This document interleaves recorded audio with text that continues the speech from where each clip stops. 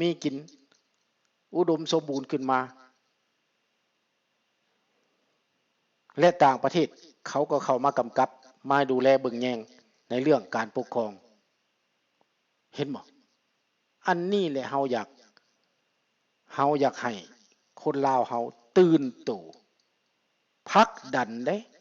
คันเฮาบ่ตื่นตัวเฮาบ่ผลักดันแม่นไผสิมาผลักดันแม่นไผสิมาช่วยเฮาถ้าเฮาบ่ช่วยเฮาเองถ้าลาวนี่บ่เฮ็ดถ้าลาวนี่บ่ทำลาวบ่เรียกร้องนะมันสิได้บ่เจ้าเสยอยู่นะเจ้าลูกบ่ให้กินนมนะมันสิได้บ่พี่น้องประชาธิปไตยนี่นั่นแหละมันแม่นเฮาได้เคลื่อนไหวเอาได้แม่นเฮาได้เรียกร้องเอาได้ลูกหลานผู้ฟังผู้ชมทุกคนต้องเข้าใจทุกคนต้องฮู้ความจริงได้ทางออกมันมีอยู่บนนี้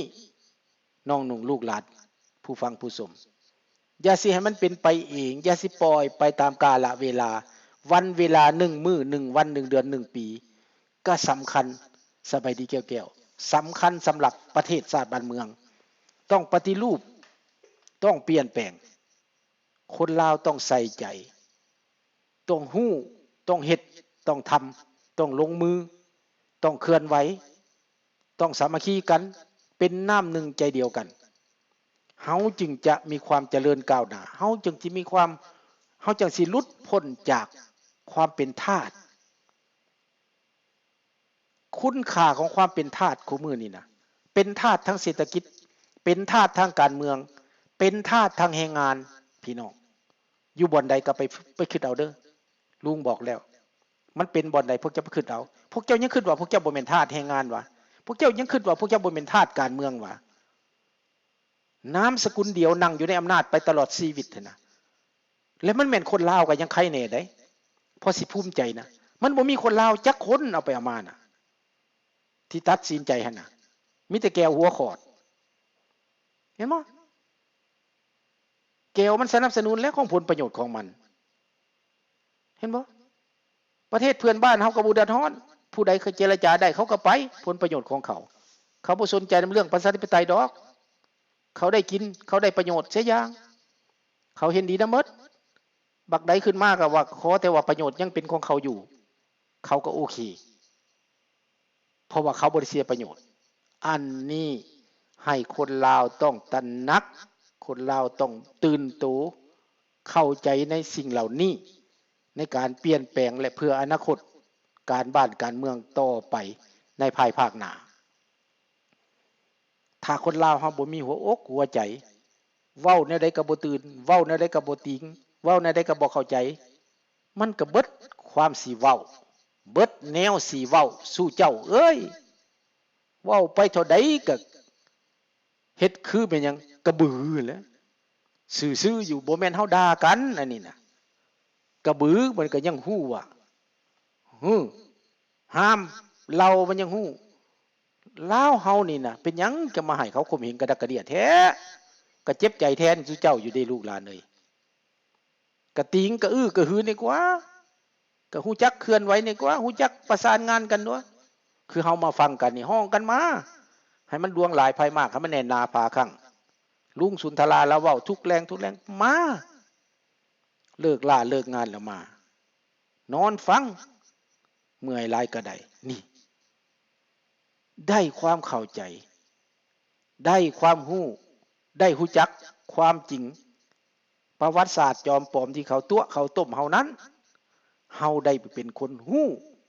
เฮาได้เป็นคนเข้าใจเฮาจะไปบอกลูกบอกหลานเฮาต่อๆไปเพื่อหาทางออกหาทางแก้และแก้ไขสร้างอนาคตใหม่ในวัยนี้อย่าสิให้มันเลยละไปถึงขนาดนั้นในยุโรปก็หลาย10 ปีได้จังเปลี่ยนได้เด้ในเอเชียเฮานี้ถ้าบ่มีขบวนการใดขบวนการหนึ่งบ่มีพวกใดพวกหนึ่งที่เข้าใจก็สิรับหูรับตาเชื่อเข้าไปอีกเป็นร้อยๆปีพุ่นแหละจนพวกนั้นมันตายไปอุบัติเหตุไปคันคือบักจุมมะลีก็ตกยนต์ไปตายตกน้ำตายนะก็สิเบิดไปดอกที่สิเป็นอย่างสั้น ห็นบ่คันพวกนั้นมันยังมีชีวิตอยู่นะก็ปัญหาของเฮาอยู่หั่นแหละมันบ่แล้วบ่เล่ามันก็บืนขึ้นมาอำนาจเพื่อจะอำนวยความสะดวกเพื่อที่ให้ครอบครัวมันลูกมันหลานมันเข้ามานั่งในอำนาจเบิดลูกหลานบักคำไตมันเตรียมไว้ให้ลูกหลานมันมานั่งในอำนาจเจ้าสบายดีตระกูลภกาเนาะขอบใจมันเตรียมให้ลูกให้หลานมันมานั่งในอำนาจข้าพเจ้าคิดว่าถ้ามันจะเปลี่ยนแปลงถ้ามันจะแก้ไขง่ายมันก็เฮ็ดได้ประกาศขึ้นมาเสนอให้นานาชาติมหาอำนาจเขามาคุ้มครองประเทศลาวว่าคอยอยากเป็นประชาธิปไตยแล้วเดี๋ยวนี้คอยเบื่อแล้ว50 ปีนี้มีแต่หนี้แต่สิน50 ปีมีแต่ความขัดแย้งนี่บ่เห็นดีหยังบ่เห็นหลุดพ้นจากหนี้จากสินเลยนี่คอยอยากวิทย์หนี้วิทย์สินอยากได้นักบริหารแบบคนลาวต่างประเทศนี่เขาที่มีความรู้ความรักนี่มาบริหารแก้ไขเศรษฐกิจบ้านเมืองเบิ่งดูให้เขามาเบิ่งดูให้เขาพิสูจน์เบิ่งดูเห็นบ่เซตอัพขึ้นมาเบิ่งดู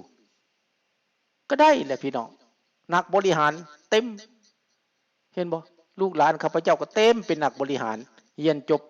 ภาษาฝรั่งอังกฤษได้เบิดเพอร์เฟกต์ทางฝรั่งอังกฤษเห็นบ่สิมาซอยประเทศสำนี้บ่ได้ว่าคันมีอำนาจคันถูกมอบหมายคันเปิดโอกาส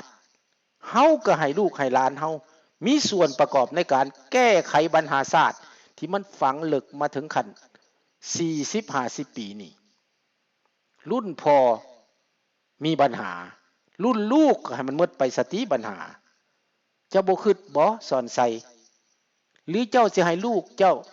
เป็นหนี้เป็นเวรเป็นกรรมเป็นเคราะห์เป็นเข็ญเป็นเวรเป็นห้าย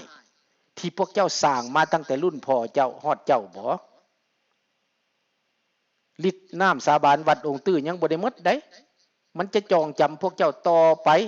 มันจะลงโทษพวกเจ้าต่อไปคำสาปแช่งนั้นนับมือมันสิศักดิ์สิทธิ์นับมือมันสิเกิดเป็นผลเห็นบ่เพราะว่าคิดว่าไปสาบานในวัดองค์ตื้อแล้วไปยกพระในวัดองค์ตื้อนี้แหละสิหมดว่าคำสาปคำแช่งบ่หมดยิ่งจะบาปนักยิ่งจะเวรนักพี่น้องเพราะว่าได้สาปแช่งด้วยครูบาอาจารย์หลอกพระเจ้าแผ่นดินหลอกเจ้านายสั้นผู้ใหญ่ว่าสร้างสันติภาพแต่สุดท้ายสร้างสันตภาพเห็นบ่มันสิเป็นจังได๋มันหลอกมันลวงมันตัวมันต้มพระเจ้าแผ่นดินเพิ่นก็ตายใจเชิญเพิ่นไปเสียงขวางสำเหนือพุ่นไปเยี่ยมยามประชาชนเพิ่นก็ไปพวกเจ้าเห็นโทโลอยู่ว่าเพิ่นไปแล้วเพิ่นก็ยินหับตามคำต้องการของเจ้าว่าอยากเป็นสาธารณรัฐเป็นก็เป็นเพิ่นว่าข่อยสิลาออกให้เจ้าเป็นข่อยลาออกพวกเจ้าจะเป็นสาธารณรัฐพวกเจ้าบ่อยากได้ราชอาณาจักรลาวและพวกเจ้าอยากได้สาธารณรัฐก็เอาเพิ่นก็บ่ได้ว่าหยังข่อยก็สิไปทำนากินไปเฮ็ดสวนส้มโอแต่บ่เป็นเช่นนั้นได้หาเรื่องจับเพิ่นจนได้พวกนี้มันทรยศพี่น้องพวกทรยศนี่มันสิมีเวรมีกรรมคือข้าพเจ้าว่านั่นแหละแม่นบ่อาหลิว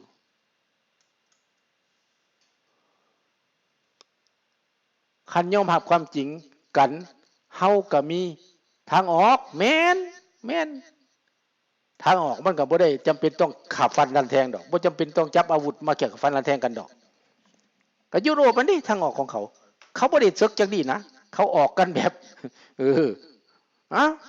ลาออกแล้วก็ตั้งกันใหม่เปลี่ยนขั้วการเมืองใหม่เพิ่นสิเป็นพรรคใดเพิ่นสิไปทางใด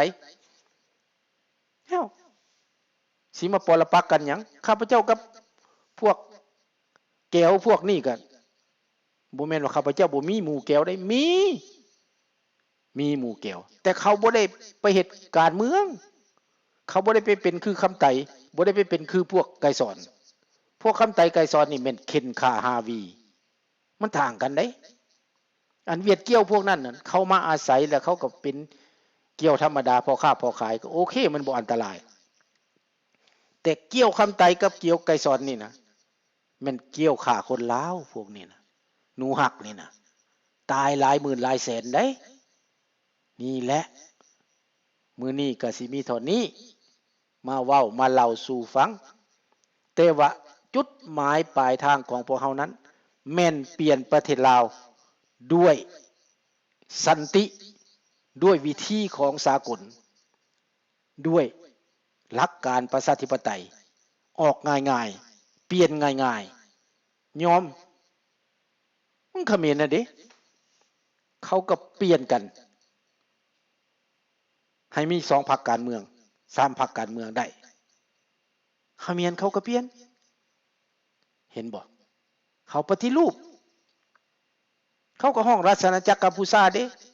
ก็มีแต่เขมรออกได้ผู้เดียวลาวเด้บ่เห็นออกเจ้าบ่อยากเปลี่ยนเป็นประชา